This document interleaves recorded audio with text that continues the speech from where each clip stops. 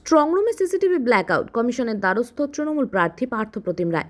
ফের উত্তপ্ত কোচবিহারের রাজনীতি। এবার কোচবিহার পলিটেকনিক কলেজের ইভিএম স্ট্রংরুমের নিরাপত্তা নিয়ে গুরুতর প্রশ্ন তুললেন উত্তর বিধানসভা কেন্দ্রের তৃণমূল কংগ্রেস প্রার্থী পার্থপ্রতিম রায়।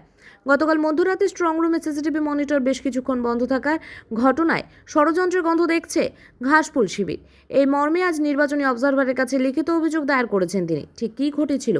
অভিযোগ অনুযায়ী গতকাল রাত 12টার পর প্রায় 7 মিনিট ধরে স্ট্রংরুমের বাইরে সিসিটিভি মনিটর সম্পূর্ণ ব্ল্যাকআউট বা অন্ধকার হয়ে যায়। স্ট্রংরুমের মতো অতি স্পর্শকাতর জায়গায় কেন এমন যান্ত্রিক গোলযোগ দেখা দেবে তা নিয়ে ক্ষোভ উগড়ে দিয়েছেন তৃণমূল প্রার্থী পার্থপ্রতিম রায়ের দাবি, শুধুমাত্র সিসিটিভি বিভ্রাটি নয়, বিনা অনুমতিতে এজেন্সির মালিকের স্ট্রংরুমের লবিতে ঢুকে পড়ার বিষয়টিও অত্যন্ত সন্দেহজনক। কমিশনের ভূমিকা নিয়ে প্রশ্ন। এদিন পার্থপ্রতিম রায় সংবাদ মাধ্যমের মুখোমুখি হয়ে বলেন, স্ট্রংরুমের মতো গুরুত্বপূর্ণ বিষয় নির্বাচন কমিশনের এই ধরনের গাফিলতি বারবার কেন ঘটছে তা বোঝা যাচ্ছে না। এটা সত্যিই সন্দেহজনক। আমরা অবিলম্বে বিষয়টি নিয়ে অবজারভার, জেলাশাসক, রিটার্নিং অফিসার এবং এসডিওর সঙ্গে আলোচনা করেছি।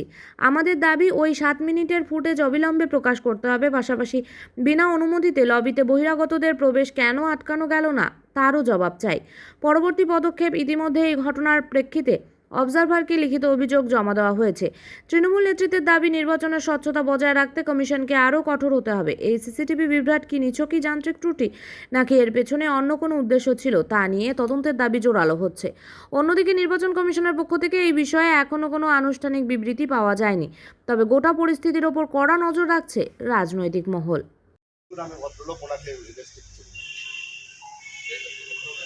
প্রবলেম না, ওনার গতিবিধি সবসময় কেন ইন্টারনালি হবে, ওনাকে কেউ রেজিস্ট করছে না।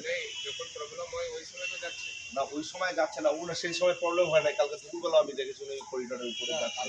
দুপুরবেলা যেটা সেকেন্ড সাহেব আমাদেরকে কনফিডেন্স বিল্ড আপ করতে দিন। আমি তো বলতে দিই আপনাকে, আপনি চলুন আমি দেখিয়েও দিচ্ছি।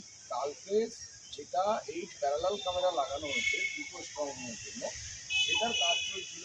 সেটা কীভাবে কাজ হলো আমি তখন নিজেও দেখেছিলাম।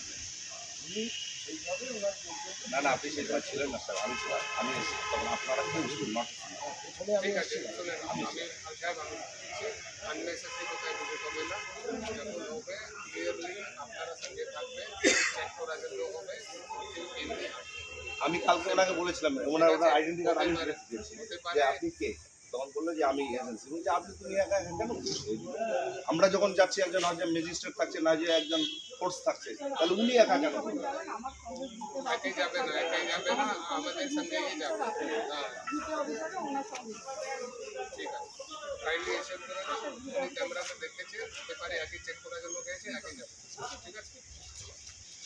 সমস্যা কি জানালেন ওনাকে? কালকে রাত 12টা 7 মিনিটে যেখানে আমাদের পলিটিক্যাল ক্যান্ডিডেটের এজেন্টরা সিসিটিভি নজরদারি রাখছে, মনিটর, সেই মনিটর দুটো ব্ল্যাক আউট হয়েছে কমপ্লিটলি।